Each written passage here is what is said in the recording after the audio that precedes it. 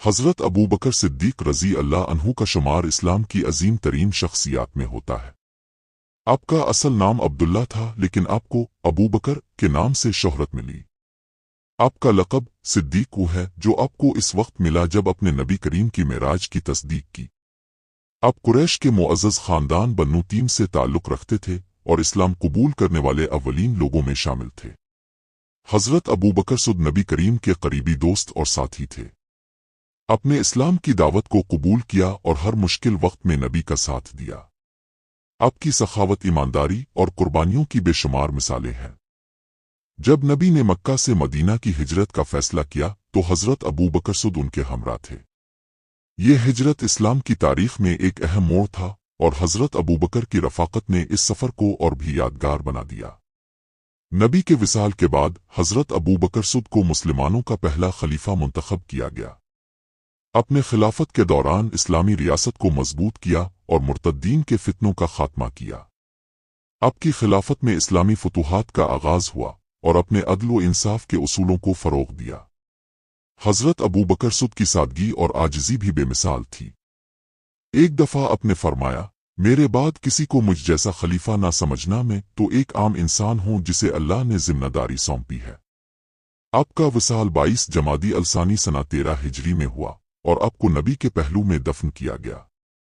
آپ کی زندگی اسلام کے لیے اخلاص، وفاداری اور قربانی کا روشن مینار ہے اور آپ کا کردار قیامت تک مسلمانوں کے لیے ایک مثال رہے گا۔ حضرت ابو بکر صدیق رضی اللہ عنہ کی زندگی میں بے شمار واقعات ایسے ہیں جو رہتی دنیا تک مسلمانوں کے لیے مشعل راہ ہے۔ ایک مشہور واقعہ غزوہ تبوک کا ہے، جب نبی کریم نے مسلمانوں سے مالی امداد کا مطالبہ کیا تاکہ لشکر تیار کیا جا سکے۔ اس وقت حضرت ابو بکر صد اپنے گھر کا سارا مال لے کر حاضر ہوئے۔ نبی کریم نے پوچھا، ابو بکر گھر والوں کے لیے کیا چھوڑا؟ حضرت ابو بکر نے جواب دیا، اللہ اور اس کا رسول۔ اس واقعہ سے ان کی بے مثال سخاوت اور اللہ پر کامل یقین کا اظہار ہوتا ہے۔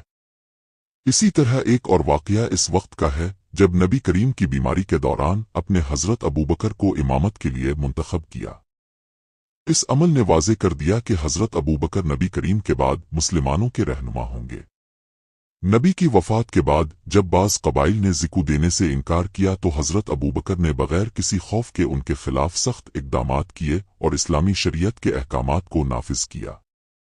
حضرت ابو بکر صد کی ایک خاص صفت ان کی نرم دلی اور عاجزی تھی، لیکن جب دین کے معاملے کی بات آتی تو آپ انتہائی سخت اور پرعزم رہتے۔ آپ کا ایمان اتنا مضبوط تھا کہ جب نبی کی وفات کی خبر سن کر مسلمانوں میں غم و پریشانی پھیل گئی تو اپنے سب کو دلاسا دیتے ہوئے فرمایا، جو لوگ محمد کی عبادت کرتے تھے وہ جان لیں کہ محمد وفات پا چکے ہیں، اور جو لوگ اللہ کی عبادت کرتے ہیں تو اللہ ہمیشہ زندہ ہے اور کبھی وفات نہیں پائے گا۔ حضرت ابو بکر صد کی خلافت کے دور میں اسلامی سلطنت کی بنیادیں مضبوط ہوئیں اور اپنے اسلامی معاشرتی اور سیاسی نظام کو درست سمت میں گامزن کیا۔ آپ کا دور خلافت اگرچہ مختصر تھا، لیکن اس دوران اسلامی ریاست نے زبردست ترقی کی اور اپنے انصاف اور عدل کو برقرار رکھا۔ حضرت ابو بکر صد کا ایمان، ان کی قربانیاں اور اسلام کے لیے ان کی محبت قیامت تک ایک عظیم مثال کے طور پر باقی رہے گی۔